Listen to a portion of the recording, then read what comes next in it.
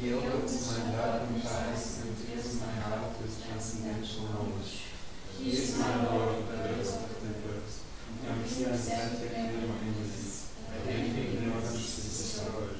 The very scriptures sing of his character. Our spiritual master is the ocean of mercy, the friend of the poor and the Lord of master of the devotees. O Master, be merciful unto us. Give us the shade of your lotus feet.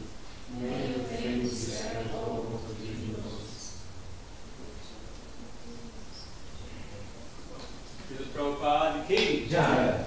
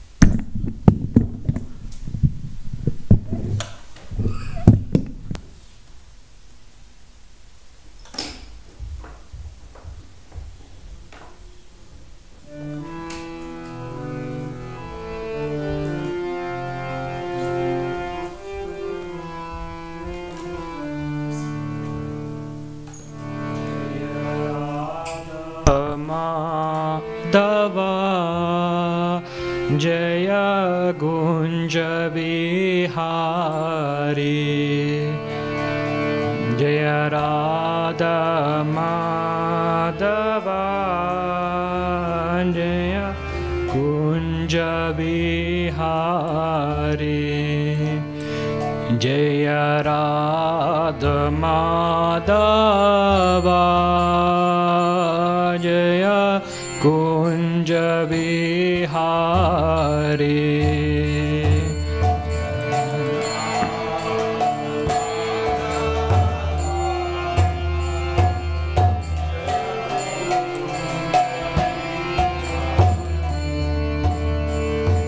Jaya Gopijana Vallabha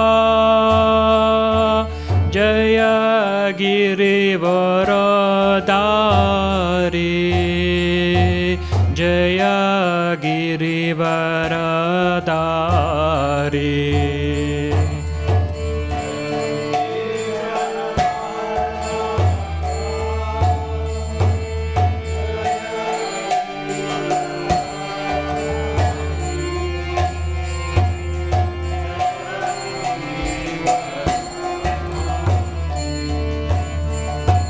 Jaya Gopijana Vallabha Jaya Girivaradari Jaya Girivaradari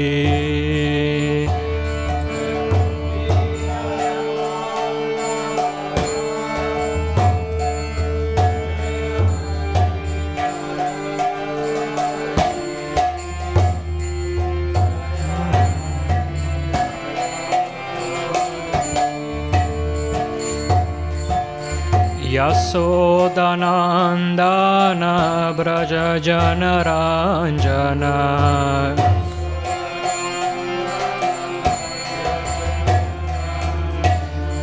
Yasodhanandana Braja Janaranjana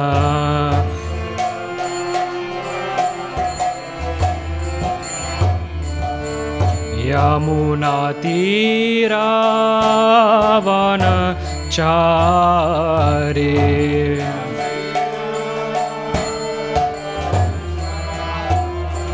Yamunatira Vanachari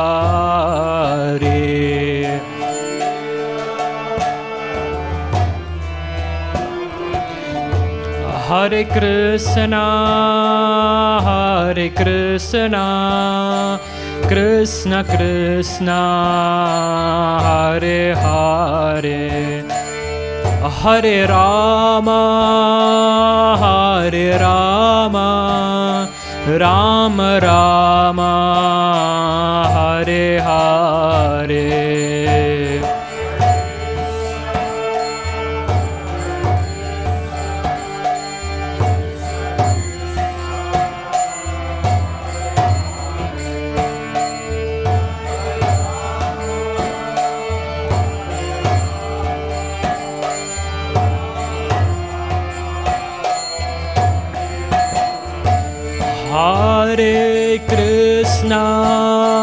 Hare Krishna, Krishna Krishna, Hare Hare, Hare Rama, Rama Rama, Hare Hare.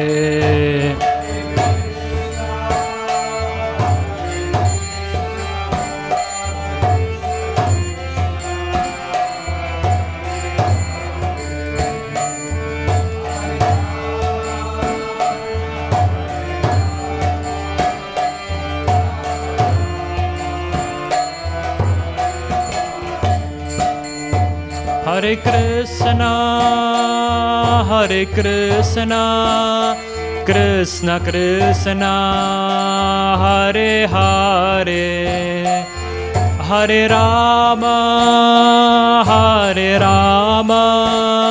Rama Rama, Hare Hare.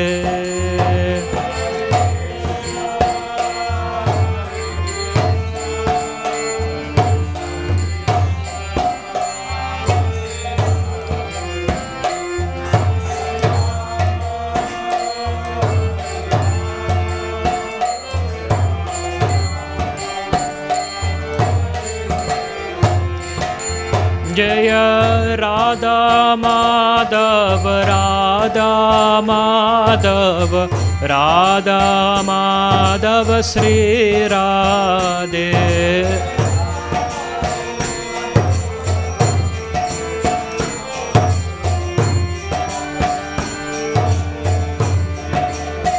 Jaya Jagannath, Jaya Jagannath, Jaya Baladeva, Jaya Subhadra.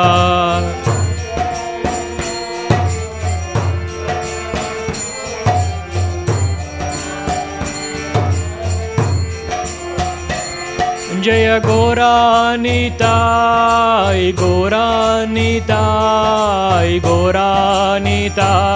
Jaya Goranitai.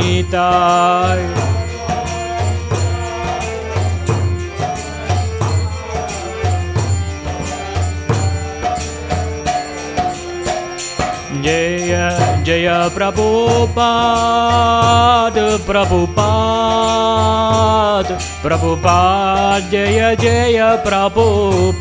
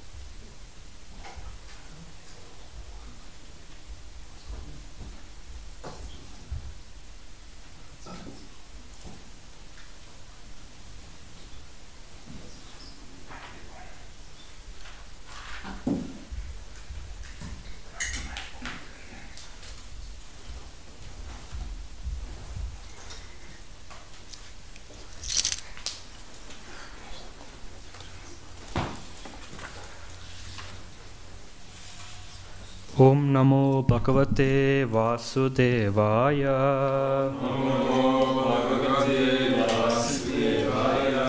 Om Namo Bhagavate Vasudevaya.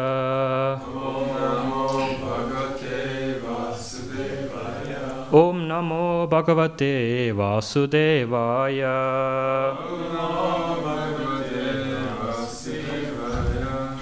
Narayanam Namaskrityam Naram Chaiva Narottavam Devim Saraswatim Vyasam Tato Jayam Udiret Nasta Prayesu Abhatresyu Nityam Bhagavate Sevaya Bhagavate Uttama Sloke Bhaktir Bhavati Naishtiki. So Hare Krishna, dear devotees, so we will read today from the 4th canto, chapter 25. Oh, this is in another language.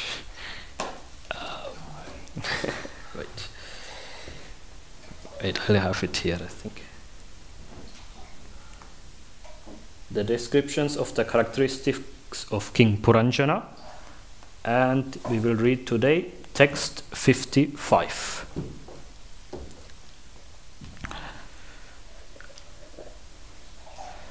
Sayarhi antapura kato Visuchina samanvita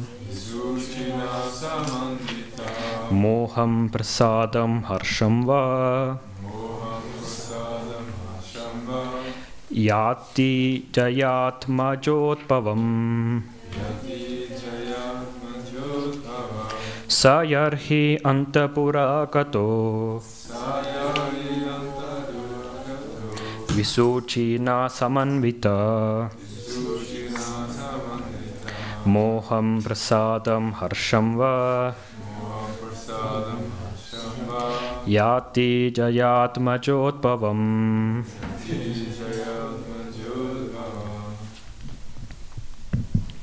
Anyone? To repeat. Sayarhi anta purakato. Visuchina samanvitaha. Moham prasadam harshamba. Yati yayatma jotpavam.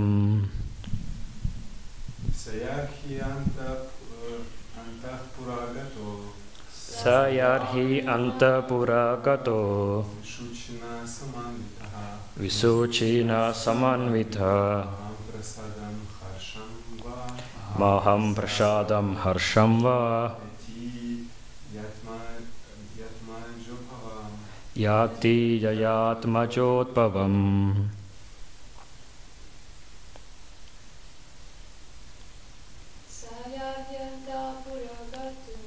Sayarhi antapuragato Visuchina samanvita Moham prasadam harsham va Yati jayatma jotpavam. Yes, okay. Sa, he, yarhi, when, antapura, to his private home, kataha, used to go, visuchina, by the mind, samanvita, accompanied, moham, illusion, prasadam, satisfaction, harsham, happiness, va, or, yati, used to enjoy, yaya, wife, atmaya, children, utpavam, produced by them. And translation and purport given by His Divine Grace Srila Prabhupada. Srila Prabhupada ki jai. Sometimes he used to go to his private home with one of his chief servants, the mind, who was named Visuchina. At that time, illusion, satisfaction, and happiness used to be produced from his wife and children. Purport. According to the Vedic conclusion, oneself is situated within the heart. As stated in the Vedic language, Hridi ayam atma pradishtita. The self is situated within the heart.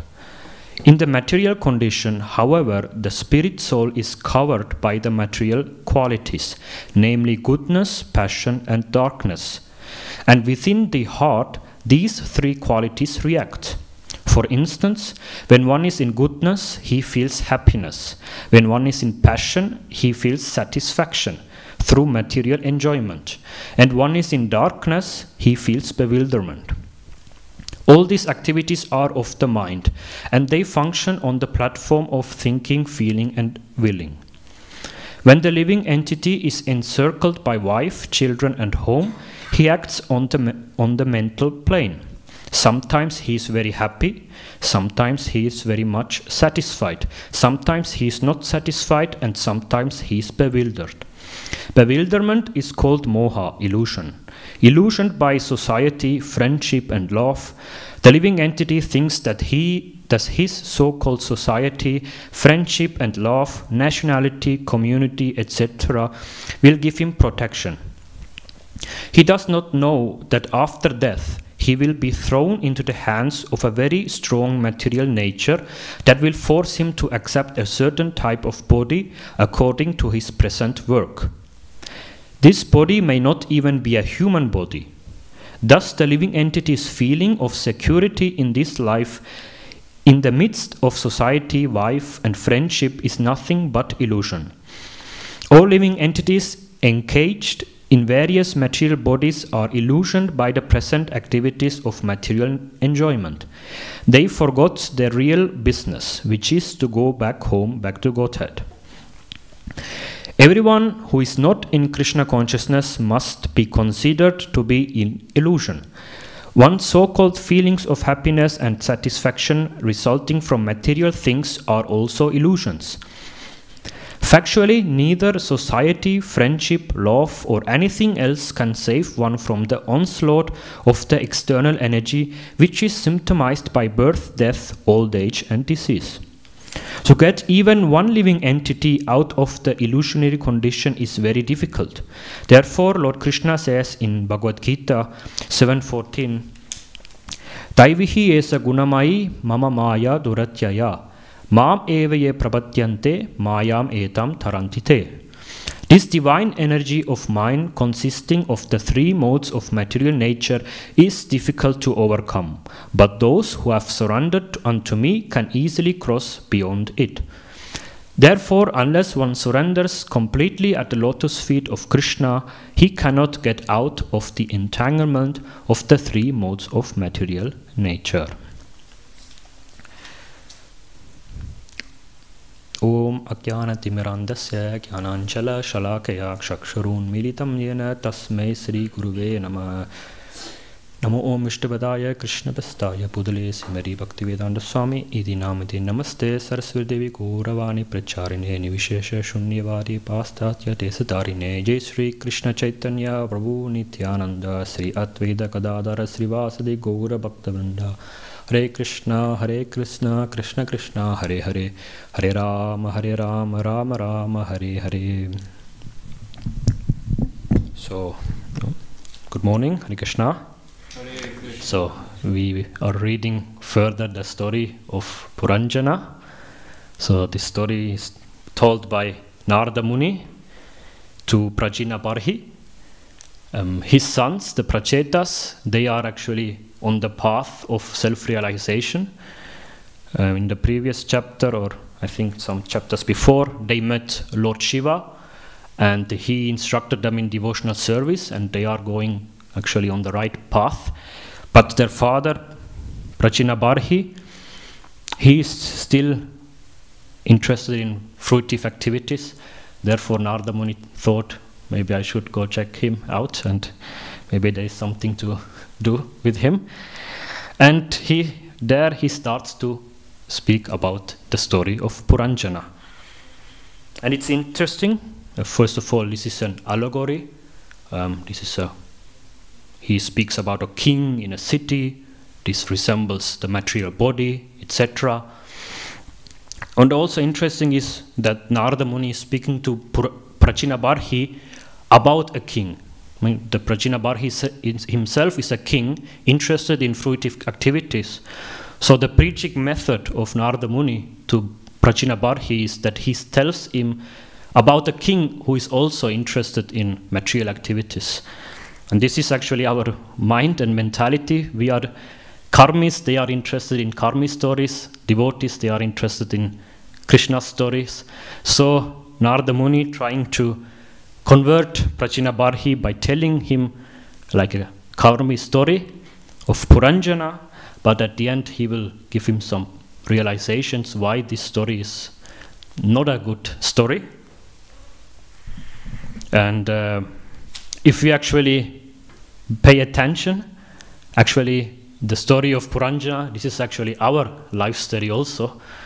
And the purport given here by Prabhupada, this is the ABC of Krishna consciousness. This is what the first philosophy or points which we learn, or the first questions which we ask when we feel in illusion or when we feel distress and suffering. These are the questions: why I'm here, why I'm suffering, and Krishna consciousness is giving the answer which was given here. Material energy, mind, the three modes of material nature, etc. And the allegory here, the story of Puranjana, is the body as a city. This is interesting, so because the body is given here as a city, so it means it has different places where we can reside and spend some times. Here, in this purport, he is spending his time with Visuchina, with the mind. So we are also sometimes in a day, for some hours, we are spending on the mental platform. Sometimes we will spend in the capital, which is the heart. Sometimes we will go to a park or so. Sometimes we will go out of the gates. These are the senses. So in this way, this allegory shows that even though we are living in this body, we have different types of areas where we spend time, or different platforms on which we act. And in this text, it is said that he is coming to his private home with his mind, and he experiences illusion, satisfaction, and happiness. The private home, the Antapura, which is mentioned here, this is the heart, as Prabhupada says. And in the heart, our soul is residing. And in one sense, we can say all the problems which we face in real life is a problem because our heart is little diseased. Because the soul which is in the heart is covered by something which is the material energy, which is giving us some troubles. Another analogy which we know from the Shastras given for the body is the chariot. This is another way of looking at the body, showing how to whereas the city, the analogy of the city is like we have our place which we care and take care of and cultivate. The analogy of the chariot is more of how we are maneuvering within this material world, with the horses, the reins, the driver, and the passenger. And in this way, the Shastras are giving us different types of examples to understand how we can analyze our body, our subtle and our gross body. And another analogy, which is actually not an analogy, but reality, which I like also, describing how we are conditioned in the material world, is the description of the universe, the creation of the universe, and also the structure of the universe. Why I like that analogy also is because when we take an animal, for example a tiger or a cow, and we give that animal to someone who never has been on earth, to an alien, for example, and you give him that animal, by analyzing that body of that animal, he can already tell something about the earth. You know, he will find there is a lung, there are 2 lungs, so there must be air on earth. There is a kidney, so there must be water on earth. Maybe with his tooth, by analyzing the tooth of the animals, he can figure out what kind of things are growing on earth, what are the nourishment the animal is getting. So maybe the animal is living in a land where there is much of grass, or he is living in an area where there is lots of fruits, and etc. So by analyzing the body of the animal, one can say something about the environment. So in this way, like the body is kind of a micro-organism or micro-environment of the bigger environment. And similarly, when Srimad Bhagavatam tells us, gives us the information of the universe, why is it Bhagavatam telling so many details about the universe is because our body is also kind of a micro-universe. By analyzing the complete universe, we also understand the structure of our coverings of this material body. So in the second canto and also in the third canto, Maitreya Muni is telling to Vidura, and also and Kapila Muni is speaking to Devahuti how the material universe is created. First, in the Brahma Jyoti, there is a differentiated energy, the material energy, which is not yet manifested, which is called Pradhana. And Mahavishnu, he takes that energy and he puts some life into it. He lets it manifest, and from that, the Prakriti gets manifested, the material energy becomes a reality. By the agitation of the material energy, what happens next? The material energy differentiates into 3 further categories, which are the 3 modes of material nature. And what does afterwards Mahavishnu do? He impregnates the living entities into the material creation. And what material element is created first in this way? The ahankara, the false ego. This is created by the mode of ignorance, by tamogun, and this is the first covering of the living entity, right? What is ahankara? What is false ego? This is a misidentification of our reality with this material energy. Because of ahankar, false ego, we actually begin to be conditioned. We start to think that I am connected with this material energy. So this is actually the very first crucial point of the jiva becoming conditioned.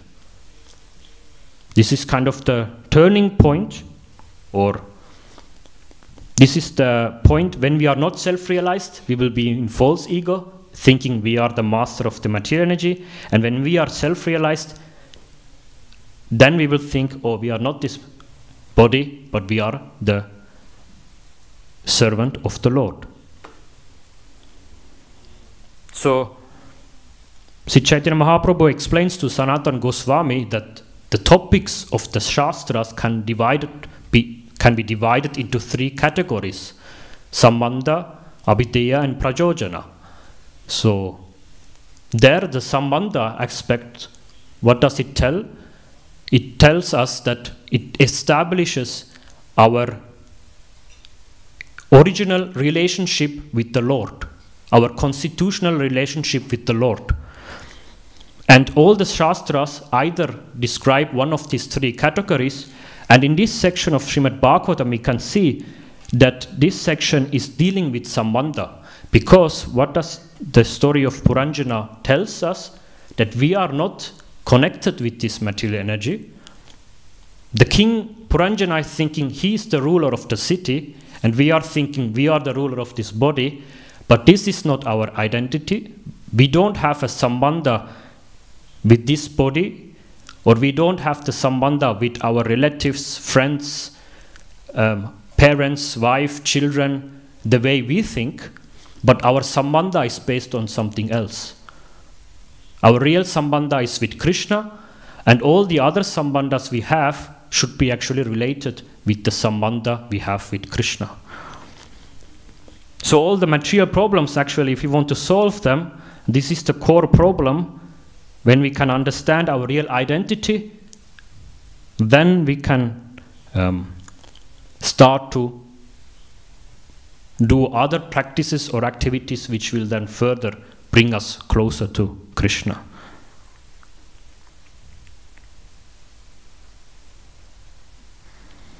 Afterwards, what happens with the creation of the energy? So the ahankar is created. What happens next? Ahankar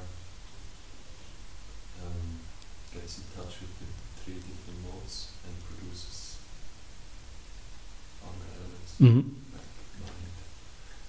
With goodness, mind comes. With passion, intelligence, and the senses. And with Dhamma, all the elements. Exactly.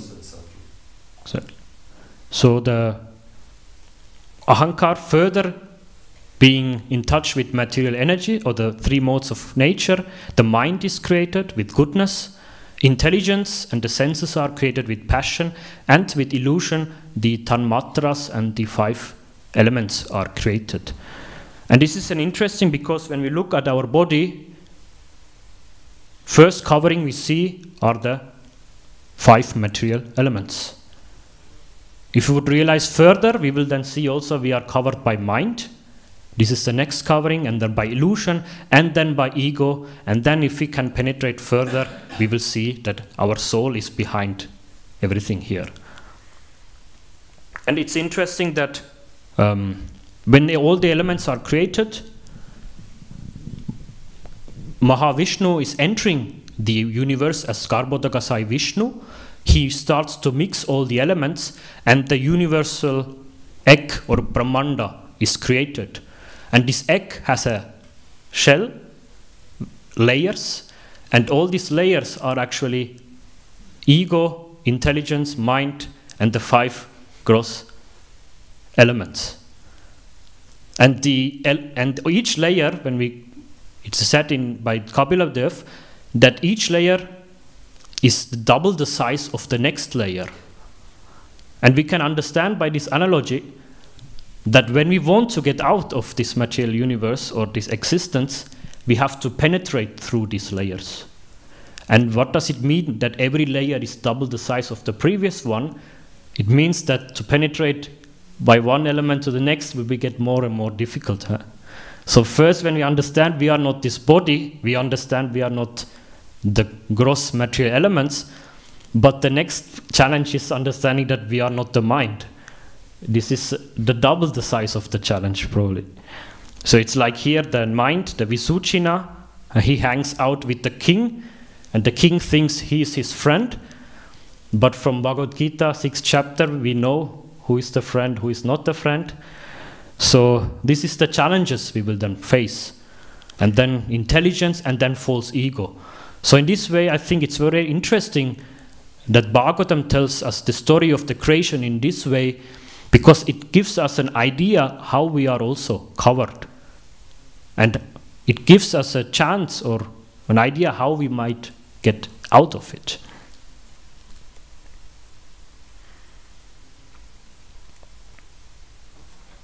I think it's also interesting, Krishnadas Kaviraj Goswami says in Charitamrita, one analogy he gives is that Mahavishnu is the super soul of the whole material energy, so all the universes.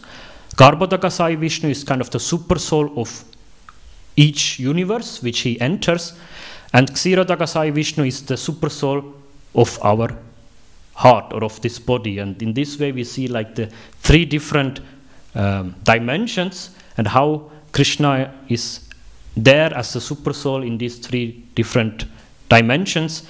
and also how we have this micro-universe, and then a bigger universe, and then the bigger universe. So this is some technical things which I find interesting with these analogies of the body. I would like to tell a story of a devotee which I think is quite similar or has some similarities with the stories of Puranjana. And this is the story of Yamunacharya. I think maybe you have heard his story. He's a great saint or Vaishnava of the south, and he's a big inspiration for Ramanujacharya. This you know from one of the Sampradayas. And I think his story is, has some similarities with the story of Puranjana, which is why I like to share this story with you. So he was born in somewhere in the around 1900 something in the south, in Madurai. And he was born in a very, very elevated Vaishnava family. His grandfather is called Nada Muni, and he is kind of one of the first people who started to compile the songs of the Alvars. Alvars, these are the kind of what for us are the 6 Goswamis. For the south, these are the Alvars. They have the main philosophy of their Sampradayas, and their songs are very rich of philosophy and devotion. And Nada Muni, so the grandfather of Yamunacharya, he's starting compiling all these songs. So you can see this Yamunacharya is being born in a very highly elevated family. But early in his life, his father dies, and his grandfather Nada Muni, he takes the renounced order of life. So he's left by his grandmother and mother, and he's living or growing up in poverty. But even though he's in poverty, he's a great devotee of the Lord, and he's very intelligent. He's a very intelligent student when he joins the school, the Gurukul there. His teacher is called Bhasyacharya, and under him he's learning all the Shastras and all the philosophies. And he is growing up in this way. But there is a problem in that kingdom. That king, he has a scholar in his palace, a Pandit, but this Pandit is a very arrogant Pandit, a scholar. He is going everywhere and he is challenging all the scholars there to defeat or to debate with him, and he is just defeating everyone he is meeting. And what does he do when he defeats a scholar? The king has made a rule that every defeated scholar needs then to pay taxes to the king. So this is the business of this Pandit. He goes and organizes taxes for the king. And also the teacher of Yamunacharya, Bhasyacharya, he also gets defeated by this Pandit. So Bhasyacharya also has to pay taxes, but he doesn't have money. So for some years, he's not paying the taxes. And one day, one disciple of this Pandit is coming to checking out why is no one paying the taxes. But at this time in the school, Bhasyacharya is not there, and only all the other students are out also, and only Yamunacharya is there at the school.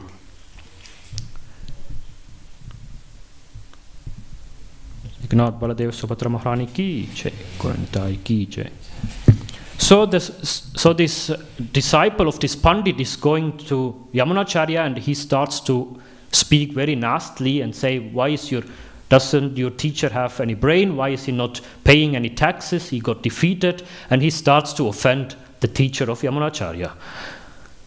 Yamunacharya, he's actually a very humble student, but since this teacher is being offended, Yamunacharya cannot hold him back, and he starts to challenge this disciple. He said, what does your Pandit think? He thinks he can just defeat our teacher or what? Let's make a challenge, Me, I am the disciple of Bhasyacharya. Actually, I am the worst disciple of Bhasyacharya. Let me debate with the Pandit and let's see who wins. When you win, then you can have our taxes, etc. But before that, we will not pay any taxes. So this news goes back to the kingdom. The Pandit there hears the story. A 12-year-old boy wants to challenge him now. And of course, because of his arrogance, he thinks, yeah.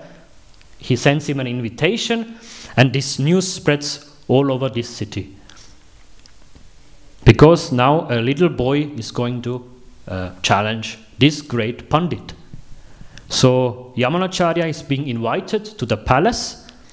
And in the meantime, the queen of that city, when she sees the child, she has some doubts that the Pandit will be the winner of this debate. Somehow, when he sees this Yamunacharya, she thinks, oh, this child is so special, this child is going to win. So she is making a bet with the king. And she tells the king, look, king, if this boy wins, or she challenges the king and says, your Pandit is going to lose today, this boy is going to win. And the king, of course, will not accept this. He says, how can this be possible? So they make a bet that when Yamunacharya loses to the Pandit, the queen will become the servant of the maidservants of the king. But if the boy wins and the Pandit loses, the king will give half of his kingdom to Yamunacharya. So this is the bet, and all are now assembling into the hall where the big debate is going to start, and the Pandit is throwing some questions, and Yamunacharya is easily asking these questions so much that he gets annoyed, and Yamunacharya says, don't you have any much more complicated questions? If not, I'm going to put the questions forward now. And he says, I'm going to put 3 statements. I will say that these 3 statements are true, and you have to debate that these 3 statements are wrong. This is the challenge for you. And these 3 statements, they are some interesting statements. You will see that we cannot just refute these statements so easily. The first statement Yamunacharya brings forth is that he says to the Pandit, you Pandit, your mother, she's not a he says your mother is a fertile mother. He says your mother is not a barren woman. So he says that your mother is fruchtbar. And now the Pandit has to say his mother is not a fertile mother. But how can he say this? His mother just gave birth to this Pandit. How is that possible? So he's struggling with this, getting a little nervous. And Yamunacharya says, okay, so you cannot answer this question. I will put the next statement. And you have to say that this statement is wrong. And Yamunacharya says, your king is a righteous king. And now the Pandit has to argue that his king is not a righteous king. How can he do this? The king is just sitting in the assembly hall. If he starts to refute this argument, probably his head will be chopped off. So the next statement Yamunacharya brings is that the queen, your queen, she's a very chaste and very faithful queen. And the king now has to refute this statement also. So, and the queen is also sitting there.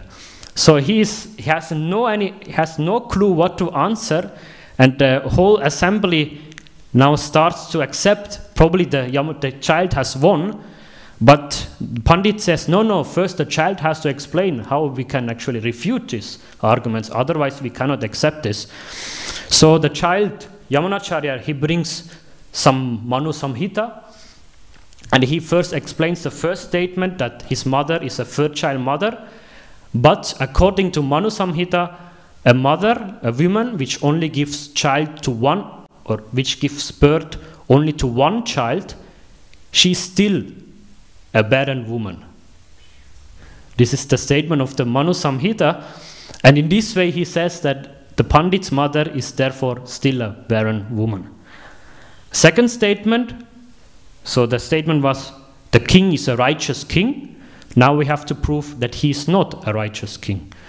And the Yamunacharya says, according to Manu Samhita, the king, what does he get? He gets 1/6 of the results of the citizens. So when the citizens perform pious activities, he will get these results. When the citizens do sinful activities, the king will also get some of these results. Since it is Kali Yuga, people are acting sinfully, so in this way there is certainly some unrighteousness in the king's behavior. And in this way the second argument is refuted. And the third one, the queen is chaste and faithful. And how is he going to refute this argument? He says the king, he's a representative of 8 demigods, like Agni, Vayu, Surya, Chandra, etc. The king is representative of these demigods. So by marrying the king, the women actually married also 8 demigods. So in this way we can say the queen is not a chaste woman.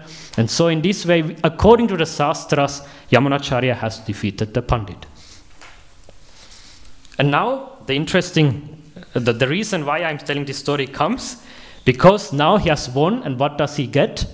Because of the bet between the king and the queen, he gets a kingdom. So the Yamunacharya does not return home to his poor home in the school, but he gets a kingdom.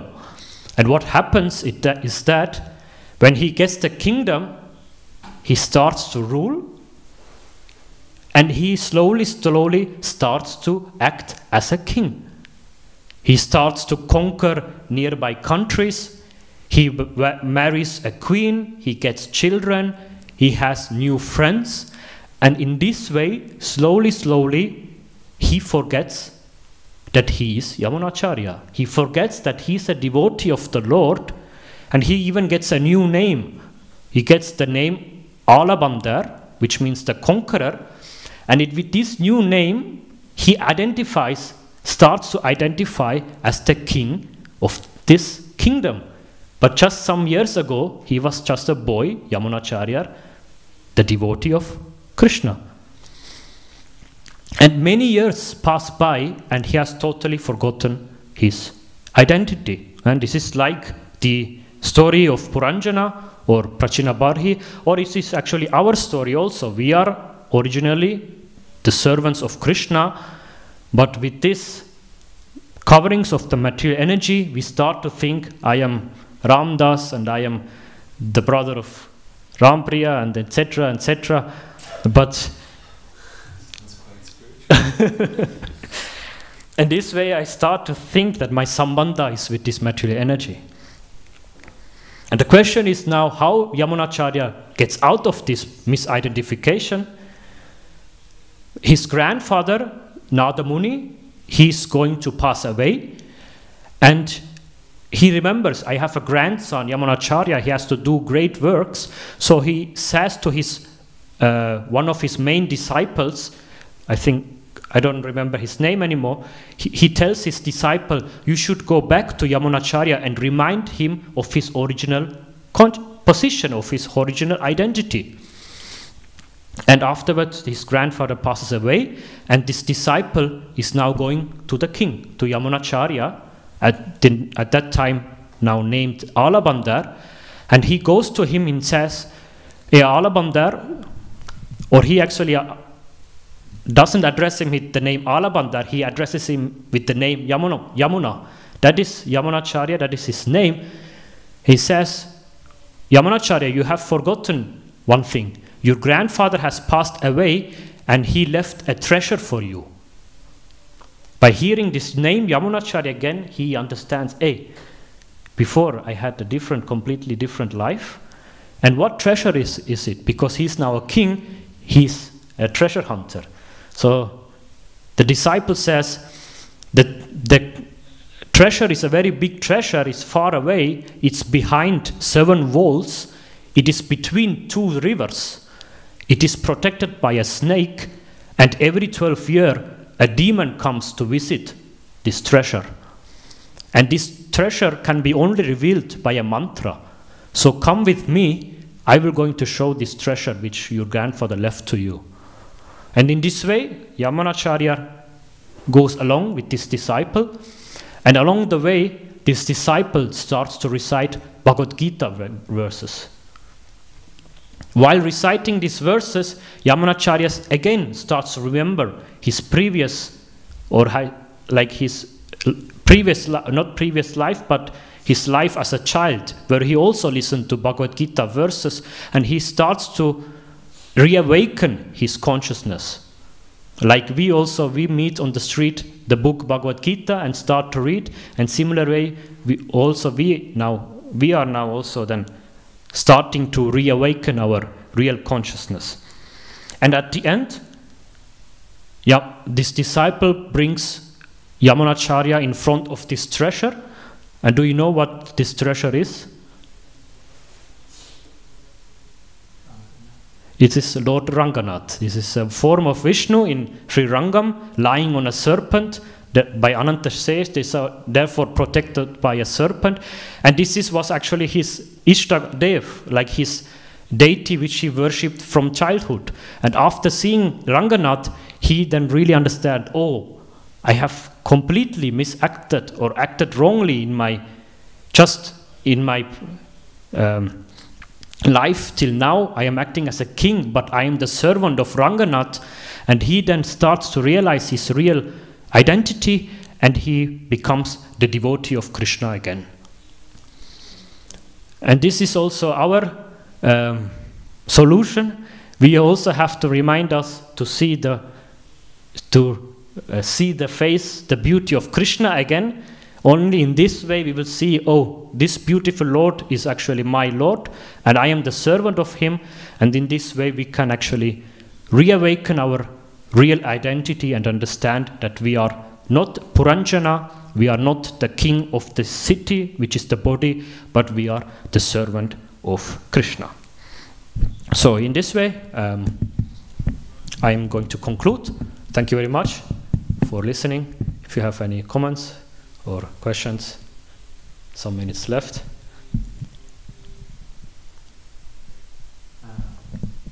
Technical thing.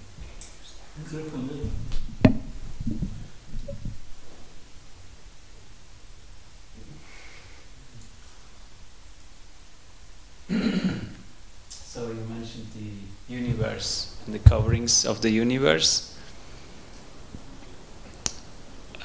There is the story of Vamanadev, how he pierced the layers, the covering of the universe. So it's just difficult to picture this, because every layer is 10 times bigger. That means the core of the universe is maybe thousands of times smaller than the covering. Mm-hmm. So how do you visualize this? So you say like the universe is 10 meters and then in diameters, and then how we will get the really tiny core of the... That means his toe must have been much bigger than the rest. I can say is we cannot calculate in 3 dimensions probably. This is what I'm going to say. We have materially, we have these 3 spaces and time. In these 3 spaces we are acting. Probably these coverings are much more than that, just 3-dimensional coverings. I think they are much, they have more dimensions than what just we think in terms of coverings in the 3 space. This is what I'm going to, because afterwards, what is beyond the covering, it's the Brahmajyoti, right? Or the ocean or the lake called Virajo River and so on. I think there we have higher dimensions which we cannot think in terms of the 3 spaces. This is what I would say. Do you know any story of somebody who escaped physically from the universe? We have the story of Gop Kumar, where he is going through these layers to then Vaikuntha, and then further, where he's going through these layers.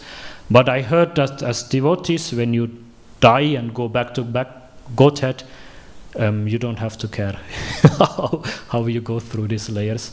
How did he get through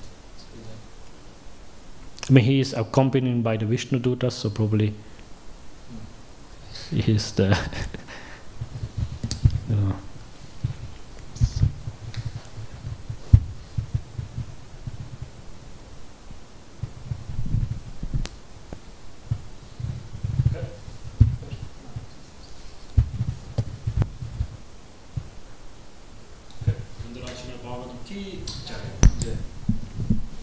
Srila Prabhupada ki jai.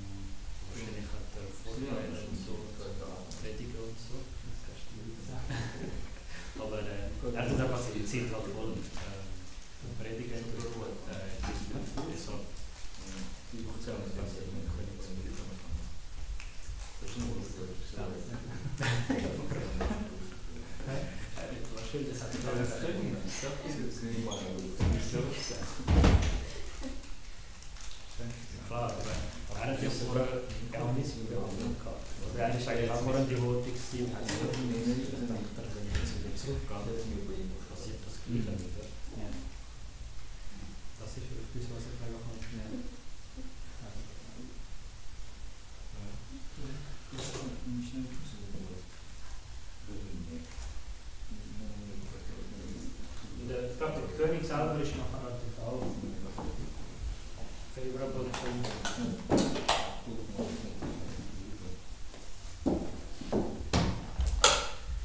ich glaube, der König selber ist noch gut.